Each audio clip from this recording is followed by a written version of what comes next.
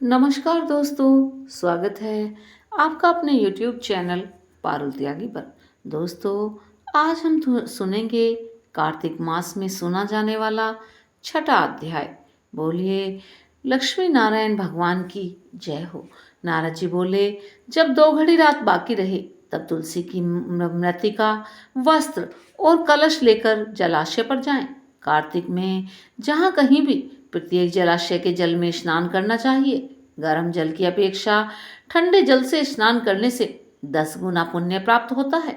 उससे 100 गुना पुण्य बाहरी कुएं के जल से स्नान करने से होता है। उससे अधिक पुण्य बावड़ी में और उससे भी अधिक पुण्य पोखर में स्नान करने से होता है। उससे 10 गुना झरनों में और उससे भी अधिक पुण्य कार्तिक में नदी स्नान करने से होता है। उससे भी 10 गुना पुण्य वहाँ होता है जहाँ 2 नदियों का संगम हो, और यदि कहीं 3 नदियों का संगम हो तब तो पुण्य की कोई सीमा ही नहीं होती। स्नान से पहले भगवान का ध्यान करके स्नानार्थ संकल्प करना चाहिए। फिर तीर्थ में उपस्थित देवताओं का क्रमशः अर्घ्य, आचमन्य आदि देना चाहिए। अर्घ्य मंत्र इस प्रकार है: हे कमलनाथ, आपको नमस्कार है। हे जलशाही भगवान, आपको नमस्कार है। हे ऋषिकेश, आपको नमस्कार है। मेरे दिए अर्घ्य को आप ग्रहण कीजिए। बैकुंठ, प्रयाग तथा बद्रिका आश्रम में जहाँ कहीं भगवान विष्णु गए वहाँ उन्होंने 3 प्रकार से अपना पांव रखा था। वहाँ पर ऋषि, वेद, यज्ञों सहित सभी देवता मेरी रक्षा करते रहें। हे जनार्दन, हे दामोदर, हे देवेश, आपको प्रसन्न करने हेतु मैं कार्तिक मास में विधि विधान से ब्रह्म मुहूर्त में स्नान कर रहा हूँ या कर रही हूँ। आपकी कृपा से मुझ पर हमेशा बनी रहे, मेरे सभी पापों का नाश हो। हे प्रभु, कार्तिक मास में व्रत तथा विधि पूर्वक स्नान करने वाला मैं आप राधिका सहित ग्रहण करें। हे कृष्ण, हे बलशाली, राक्षसों का संहार करने वाले भगवान, पापों का नाश करने वाले, कार्तिक मास में प्रतिदिन दिए हुए मेरे इस अर्घ्य द्वारा कार्तिक स्नान का व्रत करने वाला फल मुझे प्राप्त हो। तत्पश्चात विष्णु भगवान, शिव जी भगवान तथा सूर्य भगवान का ध्यान करके जल में प्रवेश कर नाभि के बराबर जल में खड़े होकर विधि पूर्वक स्नान करना चाहिए। गृहस्थी को तिल और आंवले का चूर्ण लगाकर तथा विधवा स्त्री व यति को तुलसी की जड़ की मिट्टी लगाकर स्नान करना चाहिए। सप्तमी, अमावस्या, नवमी, त्रयोदशी, द्वितीया, दशमी आदि तिथियों को आंवला तथा तिल से स्नान करना वर्जित है। स्नान करते हुए निम्न शब्दों का उच्चारण करना चाहिए: जिस भक्ति भाव से भगवान ने देवताओं का कार्य करने के लिए 3 प्रकार का रूप धारण किया था, उनके पापों का नाश करने वाले भगवान विष्णु अपनी कृपा से मुझे पवित्र बनाएं। जो मनुष्य भगवान विष्णु की आज्ञा लेकर कार्तिक व्रत करता है उसकी इंद्रादि सभी देवता रक्षा करते हैं, इसीलिए वह मुझको पवित्र करें। बीजों, रहस्यों तथा यज्ञ सहित वेदों के मंत्र, कश्यप आदि ऋषि, इंद्रादि मुझे पवित्र करें। अदिति आदि सभी नारियां, यज्ञ सिद्ध सर्प और समस्त औषधियां व तीनों रूप के पहाड़ मुझे पवित्र करें। इस प्रकार कहकर स्नान करने के बाद मनुष्य को हाथ में पवित्र धारण करके देवता, ऋषि, मनुष्य तथा पितरों का विधि पूर्वक तर्पण करना चाहिए। तर्पण करते समय तर्पण में जितने तिल रहते हैं उतने ही वर्ष पर्यंत व्रती के पितृगण स्वर्ग में वास करते हैं। उसके बाद इस व्रती को जल से निकलकर शुद्ध वस्त्र धारण करने चाहिए। सभी तीर्थों के सारे कार्यों से निर्वृत्त होकर पुनः भगवान विष्णु का पूजन करना चाहिए। सभी तीर्थों के सारे देवताओं का स्मरण करके भक्तिपूर्वक सावधान होकर चढ़ावे, फूल और फलों के साथ भगवान विष्णु को फिर से अर्घ्य देना चाहिए। अर्घ्य के मंत्र इस प्रकार हैं: मैंने पवित्र कार्तिक मास में स्नान किया है। हे विष्णु भगवान, राधा के साथ आप मेरे दिए हुए अर्घ्य को स्वीकार करें। तत्पश्चात चंदन, फूल और तांबूल आदि से वेद पाठी ब्राह्मणों को श्रद्धा पूर्वक पूजन करें और बारंबार नमस्कार करें। ब्राह्मणों के दाएं पांव में तीर्थों का वास होता है, मुंह में वेद और समस्त अंगों में देवताओं का वास होता है। अपने कल्याण की इच्छा रखने वाले मनुष्य को इनका न तो अपमान करना चाहिए और न ही इनसे मुंह मोड़ना चाहिए। फिर एकाग्रचित होकर भगवान विष्णु जी व तुलसी माता की पूजा करनी चाहिए। उनकी परिक्रमा करके उनको प्रणाम करना चाहिए और कहना चाहिए कि हे देवी, हे तुलसी माता, देवताओं ने ही प्राचीन काल से तुम्हारा निर्माण किया है और ऋषियों ने तुम्हारी पूजा की है। हे विष्णु प्रिय तुलसी, मैं आपको नमस्कार करता हूँ। आप मेरे समस्त पापों को नष्ट करें। इस प्रकार जो मनुष्य भक्तिपूर्वक कार्तिक व्रत का अनुष्ठान करते हैं वो संसार के सुखों को भोग करते हुए अंत में मोक्ष को प्राप्त करते हैं। बोलिए श्री लक्ष्मी नारायण भगवान की जय हो।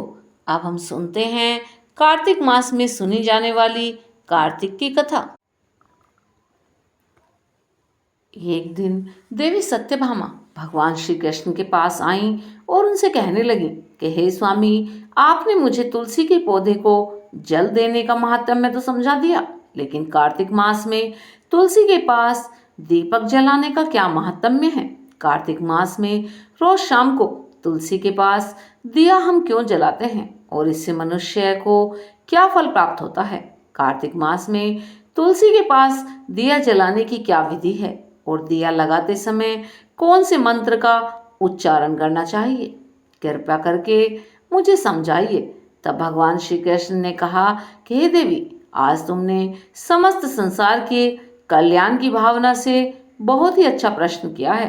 तुम्हारे इस प्रश्न का उत्तर देने से पहले मैं तुम्हें एक प्राचीन कथा सुनाता हूँ, जिससे तुम्हारे सभी प्रश्नों के उत्तर मिल जाएंगे। इसीलिए तुम इस कथा को पूरे ध्यान से सुनना।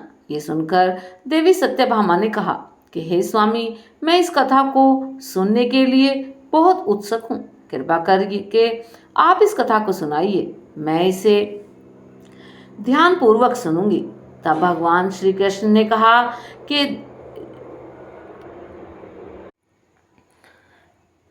प्राचीन काल की बात है, दक्षिण दिशा में तुंगभद्रा नाम की एक विशाल नदी बहती है, जिसके किनारे हरिहर नाम का एक सुंदर नगर बसा हुआ है। इस नगर में अभिजीत नाम के एक विद्वान ब्राह्मण निवास करते थे। वे अत्यंत गुणवान, चरित्रवान और धर्म का पालन करने वाले व्यक्ति थे। उन्होंने वेदों और शास्त्रों का गहन अध्ययन किया था। अभिजीत की एक पत्नी थी जिसे लोग दुराचारी कहकर पुकारते थे। उसके कर्म ही ऐसे थे जिससे लोग उसे इस नाम से पुकारते थे। वह हमेशा अपने पति का अपमान करती, उसे तरह तरह से दुखी करती। उसने कभी अपने पति के साथ प्रेम पूर्वक व्यवहार नहीं किया था, ना ही उसके लिए कभी अच्छा भोजन बनाती, और जब पति या परिवार के लोगों को घर बुलाते तो वह उन्हें भी अपमानित करके अपने घर से भगा देती। स्वयं वह व्यभिचारिणी स्त्रियों के साथ घूमती रहती और पराये पुरुषों में उसकी रुचि थी। फिर एक दिन उसके पति ने अपनी पत्नी से कहा कि हे भद्रे, तुम्हारा ये आचरण उचित नहीं है। इस प्रकार पाप करने से तुम्हारा नाश हो जाएगा। अब भी बुरे कर्मों को छोड़ दो। तुम्हारे इस व्यवहार से मैं बहुत दुखी हूँ। तब पत्नी ने क्रोध में उत्तर दिया, ना जाने किस पाप के कारण मेरा विवाह तुम जैसे व्यक्ति के साथ हुआ है। लगता है पिछले जन्म में मैंने अवश्य ही कोई बड़ा पाप किया होगा, तभी तो मुझे ऐसा बेकार सा पति मिला है। मैं अब और सहन नहीं कर सकती। किसी दिन मैं तुम्हें छोड़ दूंगी और किसी अच्छे व्यक्ति से विवाह कर लूंगी। तब उस ब्राह्मण ने उत्तर दिया कि हे प्रिय, इस प्रकार के अपशब्द ना कहो। अपने पति को त्यागना उचित नहीं है। जो स्त्री अपने पति को छोड़कर पराये पुरुष के पास जाती हैं, उन्हें नरक में दंड भोगना पड़ता है। तब उसकी पत्नी ने फिर से कटु शब्दों में कहा कि तुम्हें ही नरक में जाना पड़ेगा, क्योंकि तुम कोई काम तो करते नहीं, भीख मांग कर खाते हो। मैं इस झोंपड़ी और आपके इस भीख मांगने से तंग आ चुकी हूँ। आपके साथ रहने से तो नरक में भी रहना अच्छा है। तब भगवान श्री कृष्ण कहते हैं कि हे देवी सत्यभामा, जो स्त्री अपने पति का अपमान करती है और उसे छोड़कर पराये पुरुषों के पास जाती है, उसके घर में हमेशा दुर्भाग्य आता है। उसे नरक में दंड अवश्य मिलता है। फिर एक दिन वह ब्राह्मणी वन में जाकर एक वृक्ष के नीचे खड़ी हो गई, क्योंकि उसका मन काम से भरा हुआ था और वह किसी सुंदर पुरुष की प्रतीक्षा कर रही थी। परंतु बहुत समय बीत जाने पर भी कोई पुरुष उधर से नहीं आया, जिससे वह अत्यंत दुखी हो गई। अपने प्रियतम की खोज में वह इधर से उधर भटकने लगी, लेकिन उसे उस दिन कोई न मिला। उस दिन उसका सारा प्रयास बेकार हो गया और वह उदास होते हुए अपने मन में कहने लगी, आज कोई सुंदर पुरुष इस मार्ग में नहीं आया, मेरी कामना कैसे पूरी होगी? कौन मेरे इस सुंदर शरीर का उपभोग करेगा? मैं तो यूं ही पूरा दिन व्यर्थ गवाए जा रही हूँ। वह ऐसा विलाप कर ही रही थी कि हे भगवान, कोई ऐसा पुरुष भेजिए जो मेरी इच्छा पूरी कर सके, चाहे वह मेरा भक्षण भी कर ले, मैं प्रसन्नतापूर्वक उसे अपना आलिंगन कर लूंगी। फिर भगवान श्री कृष्ण कहते हैं कि हे देवी, इस प्रकार से वह स्त्री जोर जोर से विलाप करने लगी। तब उसी जंगल में एक भयानक बाघ निवास करता था और उस पापिनी स्त्री की आवाज सुनकर वह जाग गया और उछलकर उस स्त्री का भक्षण करने के लिए उसके पास जा पहुंचा। उस बाघ का नाम ध्वंस था। ध्वंस का रूप अत्यंत भयानक था। उसका शरीर काले और नारंगी धारियों से युक्त था, जो जंगल की छाया में घुल मिल जाता था। उसकी आंखें अंगारे की तरह लाल थीं। उसके जबड़े से लंबे तीक्ष्ण दांत बाहर निकले हुए थे, जो किसी भी जीव को चीरने के लिए पर्याप्त थे। उसका पूरा शरीर मांसपेशियों से भरा हुआ था, जिससे वह एक ही झपट्टे में अपने शिकार को धराशायी कर सकता था। उसकी नाक से बार बार गर्म सांसें निकल रही थी, मानो वह हर पल अपने अलग शिकार की तलाश में हो। वह बाघ एकमात्र लक्ष्य उन पापी और दुराचारी लोगों का भक्षण करना था, जिन्हें उसकी नीति ने उसे सौंपा था। उस भयंकर बाघ को अपने पास खड़ा हुआ देखकर उस स्त्री के तो पसीने ही छूट गए। वह भय से थर थर कांपने लगी। ब्राह्मणी कुछ करती इससे पहले ही उस बाघ ने अपने पंजे से उसे घायल कर दिया और वह ब्राह्मणी जमीन पर गिर पड़ी। जमीन पर गिरते ही वह ब्राह्मणी चिल्लाते हुए बोली, अरे बाघ, तू किस लिए यहाँ आया है और मुझे क्यों मार रहा है? मैं तो यहाँ अपने प्रियतम का इंतजार कर रही थी। तू मुझे छोड़ दे। मेरा भक्षण करके तुझे क्या मिलेगा? उस ब्राह्मणी की इस बात को सुनकर वह बाघ क्षण भर के लिए रुका और हंसते हुए बोला कि हे दुष्टा, आज विधाता ने तुझे मेरा भोजन नियुक्त किया है। तुझ जैसी पापनी स्त्रियों का भक्षण करना मेरा काम है, तभी मुझे इस शरीर से मुक्ति मिलेगी। वह स्त्री कहने लगी, हे बाघ, तुम कौन हो? मुझे सच सच बताओ, तुम्हें किस कारण से बाघ होना पड़ा और तुम मुझ जैसी स्त्रियों का भक्षण क्यों करते हो? पहले मुझे सारी बात बताओ, फिर मेरा भक्षण करना। तब उस बाघ ने कहा कि हे पापिनी, मैं तुम्हें पूर्व जन्म का वृतांत सुनाता हूँ। इस कारण से मुझे बाघ होना पड़ा। पूर्व काल में दक्षिण देश में अमलापहा नाम का एक पवित्र नदी बहती है। उस नदी के तट पर एक नगरी बसी हुई है। यह नगरी अपने सुंदर मंदिरों, शांत वातावरण और धार्मिक अनुष्ठानों के लिए प्रसिद्ध है। वहाँ एक ब्राह्मण परिवार निवास करता था, जिसमें मैंने जन्म लिया। मेरा नाम देवदत्त था। मेरे पिता एक आदर्श ब्राह्मण थे, जो यज्ञ, हवन और धार्मिक अनुष्ठानों का पालन करते थे। मैंने अपनी किशोर अवस्था में वेदों का अध्ययन किया और यज्ञ आदि धार्मिक कार्य में पारंगत हो गया। लेकिन जैसे जैसे मैं बड़ा हुआ, मेरे मन में धन का लोभ बढ़ता गया। मैंने अनेक यज्ञों का आयोजन किया, लेकिन वे धार्मिक उद्देश्य से नहीं, बल्कि धन के लिए थे। मैं पापियों के साथ बैठता, जो धर्म का पालन नहीं करते थे, उनके साथ भोजन करता। मैंने धन के लोभ में बहुत सारे अनैतिक कार्यों का समर्थन भी किया। धर्म के मार्ग से भटकते हुए मैंने उन वस्तुओं का भी सेवन किया जिन्हें ब्राह्मणों को नहीं लेना चाहिए। मेरा इतना मन लोभ में डूब गया कि मैं बहाने बहाने बनाकर दूसरों से धन मांगता और फिर वापस नहीं करता। मैंने अनेक प्रकार के छल कपट किए और इस प्रकार पाप करते हुए बहुत वर्ष बीत गए। फिर समय के साथ मेरा शरीर कमजोर पड़ने लगा। बाल सफेद हो गए, आंखें धुंधली हो गईं, मुंह के दांत गिर गए लेकिन धन का लोभ अब भी मेरे मन से नहीं गया। मैं पाप करता रहा। फिर एक दिन धन के लालच में मैं फिर से नदी के किनारे गया, जहां मैंने अन्य धूर्त ब्राह्मणों के साथ मिलकर लोगों को ठगा। हम सभी ने झूठे मंत्रों का उच्चारण किया और बिना विधि विधान के ही देवी देवताओं का पूजन किया, लेकिन इसका उद्देश्य केवल अधिक से अधिक धन प्राप्त करना था। हमने लोगों को धर्म के नाम पर धोखा दिया। फिर उस दिन मैंने बहुत सारा धन लिया, लेकिन उसी समय मेरे साथ एक भयानक घटना घटी। मैं उसी दिन नदी के तट पर बैठा हुआ था। तभी एक बीमार और भटकता हुआ कुत्ता मेरे पास आया। मैंने उसे दुत्कार कर भगा दिया, लेकिन वह क्रोध में आकर मेरे पैर में काटने लगा, जिससे मैं मूर्छित होकर जमीन पर गिर गया। उसी क्षण मेरे प्राण निकल गए। फिर मेरी मृत्यु के बाद यमराज के दो दूत प्रकट हुए, जो काले और भयानक रूप वाले थे। उनके हाथों में जंजीरें थीं। उन्होंने मुझे पकड़ लिया और यमपुरी की ओर ले चले। फिर यमपुरी में मुझे यमराज के सामने खड़ा किया गया। यमराज ने अपने दिव्य सिंहासन से चित्रगुप्त को आदेश दिया कि वो मेरे कर्मों का लेखा जोखा प्रस्तुत करे। तब चित्रगुप्त ने बड़े ही गंभीर स्वर में कहा कि हे धर्मराज, ये ब्राह्मण, इसका नाम देवदत्त है, इसने अपने जीवन में घोर पाप किए हैं।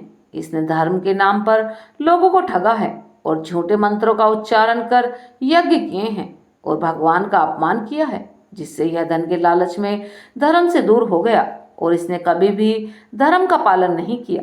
इसीलिए यह पापी ब्राह्मण नरक जाने के योग्य है।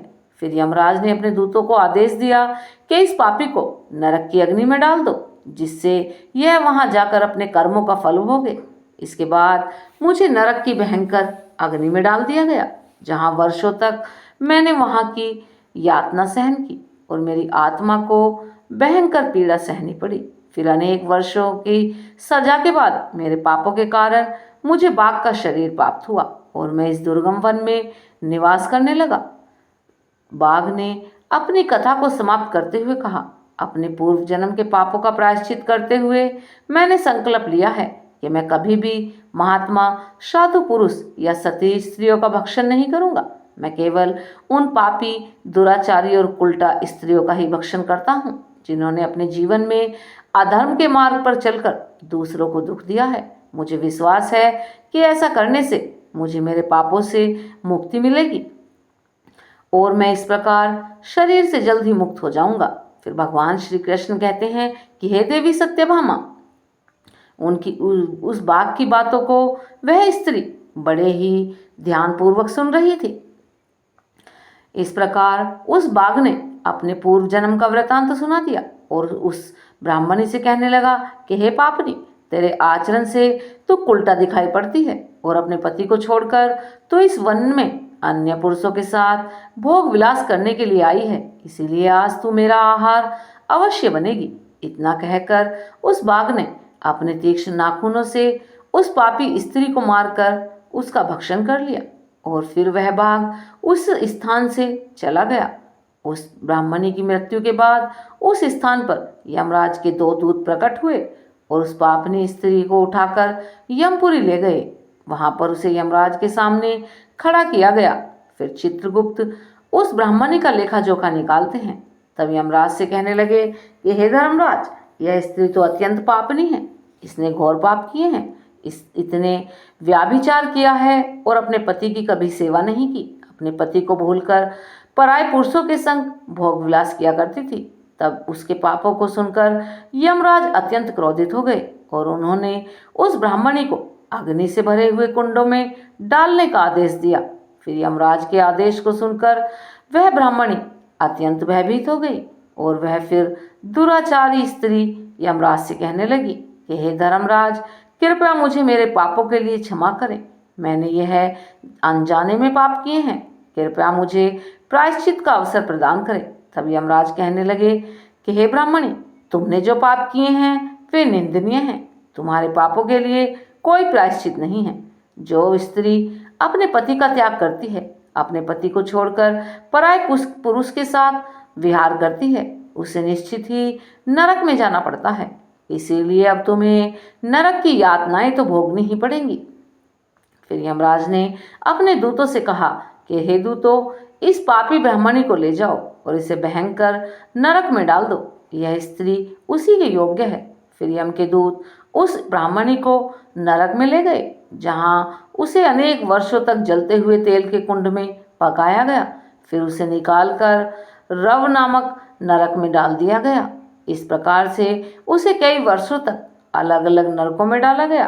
फिर नरक में कष्ट भोगने के बाद वह महापाप स्त्री पुनः पृथ्वी लोक पर आकर चंडालनी के रूप में जन्म लेती है।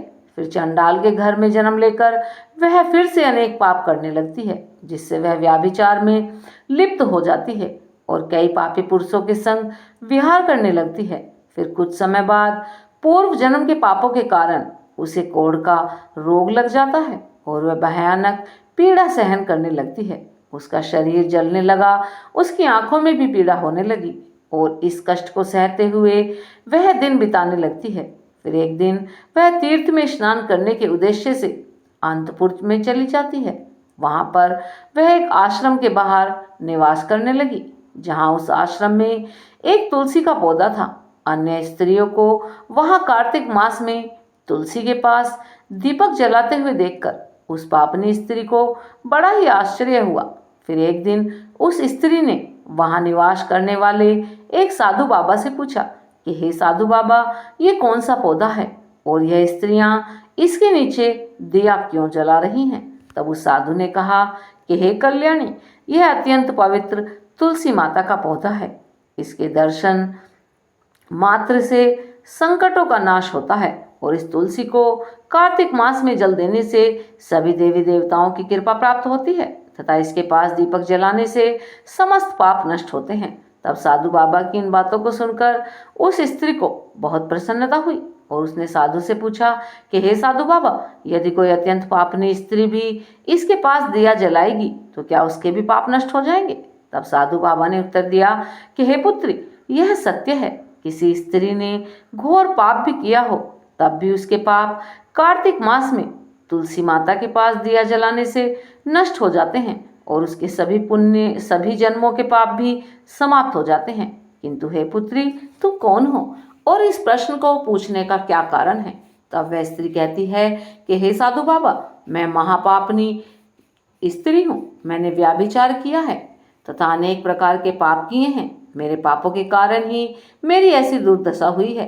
कृपया मुझे पापों से मुक्ति का कोई उपाय बताइए। फिर साधु बाबा कहते हैं कि हे पुत्री, आज से तुम पूरे कार्तिक मास इस तुलसी माता के पास दिया जलाओ, जिससे तुम्हारे समस्त पाप और दोष समाप्त हो जाएंगे। फिर उस साधु बाबा की बात को सुनकर उस पापी स्त्री ने भी वही किया। उसने तुलसी माता के पौधे के पास एक दिया जलाना शुरू किया। इस प्रकार से वह अब नित्य प्रतिदिन उसी स्थान पर तुलसी माता के पास दिया जलाने लगी। फिर एक दिन वह स्त्री शाम के समय तुलसी माता के पास दिया जलाने लगी तो उसी समय उसकी हृदयाघात होने से मृत्यु हो गई और वह वहीं जमीन पर पड़ी रही। फिर यमराज के दूत उस स्त्री को यमलोक ले जाने के लिए उस स्थान पर प्रकट हुए। जैसे ही यम के दूत उस पापी स्त्री को पाश में बांधकर ले जाने लगे, तभी भगवान विष्णु के दो पार्षद उस स्थान पर प्रकट हुए। वे दिव्य पार्षद अत्यंत तेजस्वी थे। उनके शरीर से स्वर्ण प्रकाश की किरणें निकल रही थीं, जो चारों ओर अंधकार को दूर कर रही थी। उनका रूप इतना मनमोहक और दिव्य था कि उन्हें देखकर किसी का भी मन श्रद्धा से भर जाता और उनके चेहरे पर एक अच्छी सी मुस्कान थी, जो अपार करुणा और दया का प्रतीक थी। उनके वस्त्र रत्न जड़ित रेशमी थे, जिनसे दिव्य संगीत की ध्वनि प्रतीत हो रही थी। उनके माथे पर तिलक और चमकती हुई बिंदी थी। वे दोनों विशाल कद और बलिष्ठ थे। उनके हाथों में दिव्य गदा थी, जो न्याय और धर्म की शक्ति का प्रतीक थी। वे उस स्त्री को अपने दिव्य स्पर्श से मुक्ति का आश्वासन देने आए थे, जिससे उसके सभी पाप नष्ट हो सके और उसे स्वर्ग की यात्रा का अधिकारी बना सके। तब उन पार्षदों ने यमराज के दूतों को रोक लिया और कहने लगे कि हे यमदूतों, इस स्त्री को तुम छोड़ दो। यह स्त्री नरक जाने के योग्य नहीं है। तुम किसके आदेश से ऐसा अधर्म कर रहे हो? फिर यम के दूत कहने लगे कि हे पार्षदों, हम यमराज के आदेश से इस पापी स्त्री को उठा कर ले जा रहे हैं, किंतु आप हमें किस कारण से रोक रहे हैं? यह स्त्री तो अत्यंत पापी है, इसे नरक में ले जाने की आज्ञा मिली है। ये सुनकर भगवान विष्णु के पार्षद मुस्कुराए और कहने लगे कि हे यमदूत, तुम सत्य बोलते हो, लेकिन इस स्त्री का एक ऐसा पुण्य भी है जो इसके समस्त पापों को नाश कर रहा है। क्या तुमने देखा नहीं कि इसने अपने जीवन में संध्या के समय तुलसी माता के समीप दिया जलाया है? तब यमदूतों ने चकित होकर पूछा कि हे पार्षदों, कार्तिक मास में क्या केवल तुलसी माता के पास दिया जलाने से इसके समस्त पाप नष्ट हो सकते हैं? फिर भगवान विष्णु के पार्षदों ने गहन दृष्टि से यमदूतों की ओर देखा और समझाया, तुम इस बात को नहीं समझते यमदूत, तुलसी भगवान विष्णु की परम प्रिय है और जो भक्त श्रद्धा और भक्ति से पूरे कार्तिक मास में तुलसी माता के समीप दिया जलाते हैं, वह भगवान श्री हरि विष्णु की कृपा का पात्र बन जाते हैं। संध्या के समय दीपक जलाने का पुण्य अनंत गुना बढ़ जाता है और यह न केवल उसके पापों को नष्ट करता है बल्कि उसे स्वर्ग भी प्रदान करता है। इस स्त्री ने सच्चे मन से तुलसी माता का पूजन किया और शाम के समय दीपक भी प्रज्वलित किया, इसी कारण इसके सारे पाप नष्ट हो चुके हैं। अब यह नरक जाने के योग्य नहीं है। फिर यम के दूतों ने अपने दोनों हाथ जोड़कर कहा कि हे पार्षदों, आप सत्य कह रहे हैं, हमें इसकी भक्ति के बारे में कुछ भी नहीं पता। यह भगवान विष्णु की प्रिय भक्त है, तो इसे हम कैसे नरक ले जा सकते हैं? फिर भगवान विष्णु के पार्षदों ने मधुर स्वर में कहा कि हे यमदूतों, अब तुम वापस लौट जाओ। इस स्त्री ने कार्तिक मास में तुलसी माता की जो सेवा की है और जो दीपक की रोशनी तुलसी माता को दी है, इससे इसके सारे पाप नष्ट हो चुके हैं। अब इसे विष्णु लोक में हम अपने साथ ले जाएंगे, जहाँ इसका स्वागत होगा। अब इसे स्वर्ग मिल चुका है। पार्षदों की ये बात सुनकर यमदूतों ने उस स्त्री को वहीं छोड़ दिया और यमलोक लौट गए। तब वहां जाकर उन्होंने यमराज को सारा वृतांत कह सुनाया। फिर भगवान विष्णु के पार्षद उस स्त्री को दिव्य विमान में बिठाकर स्वर्ग लोक को ले गए।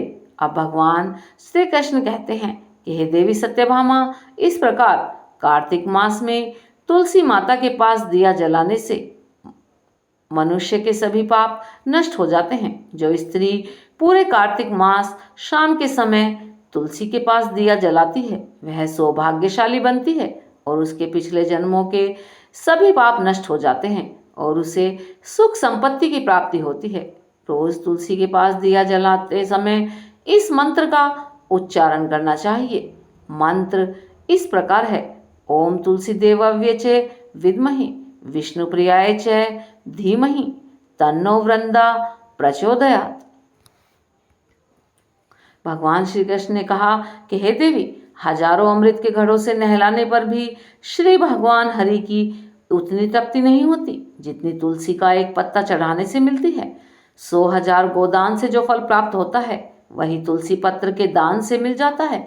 जो मन मृत्यु के समय अपने मुख में तुलसी पत्र का जल पी लेता है, वह संपूर्ण पापों से मुक्त होकर श्री कृष्ण के धाम को जाता है।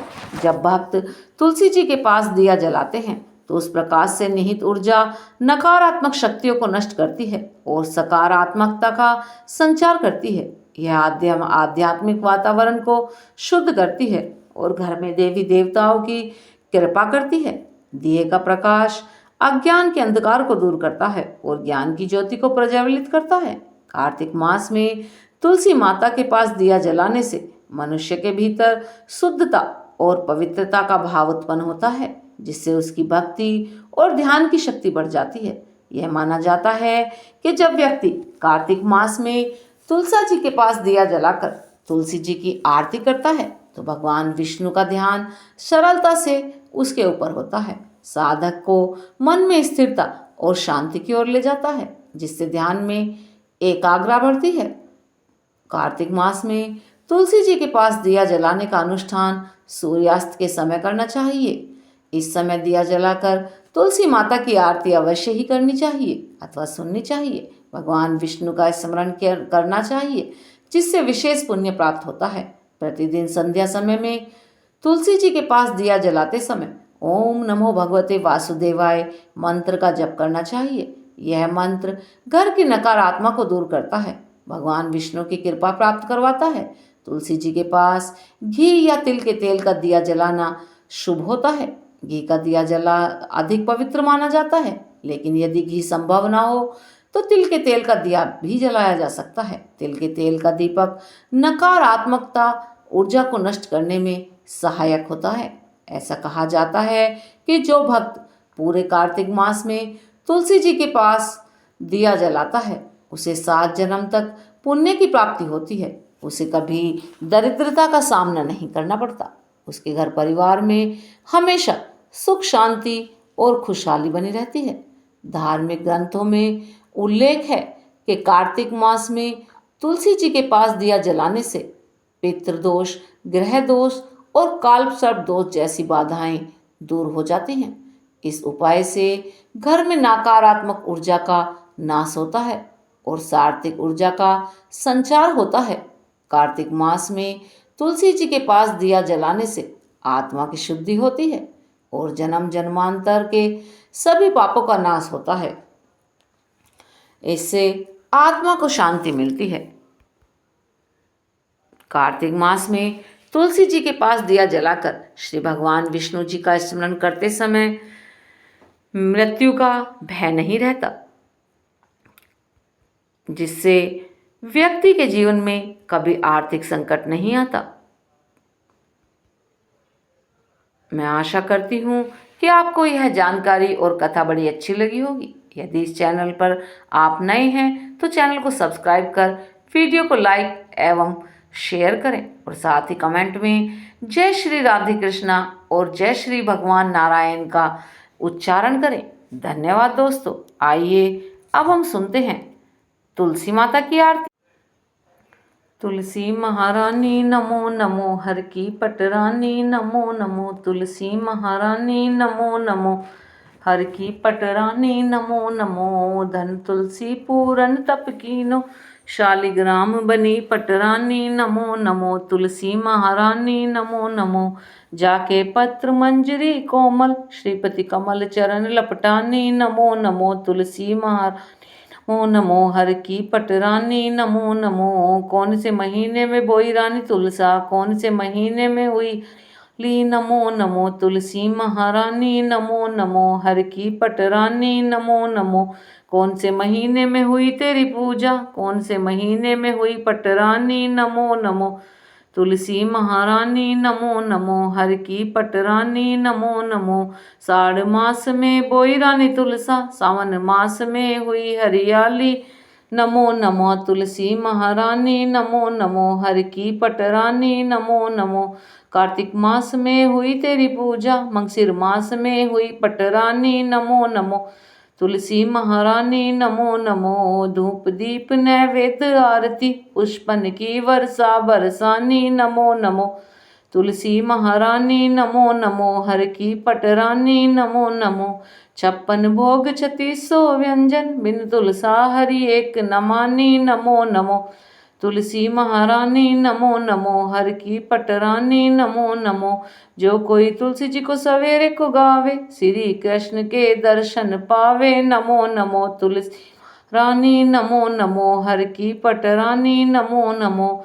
जो कोई तुलसी जी को दोपहर को गावे, खीर खांड के भोग लगावे नमो नमो। तुलसी रानी नमो नमो, हर की पटरानी नमो नमो। जो कोई तुलसी जी को सांझ को गावे, श्री कृष्ण की आरती उतारे नमो नमो। तुलसी रानी नमो नमो, हर की पटरानी नमो नमो। जो कोई तुलसी जी को रात को गावे, श्री कृष्ण के चरण दबावे नमो नमो। तुलसी नी नमो नमो, हर की पटरानी नमो नमो। सभी सखी मैया तेरो यश गावे, भक्ति दान दीजियो महारानी नमो नमो। तुलसी महारानी नमो नमो, हर की पटरानी नमो नमो।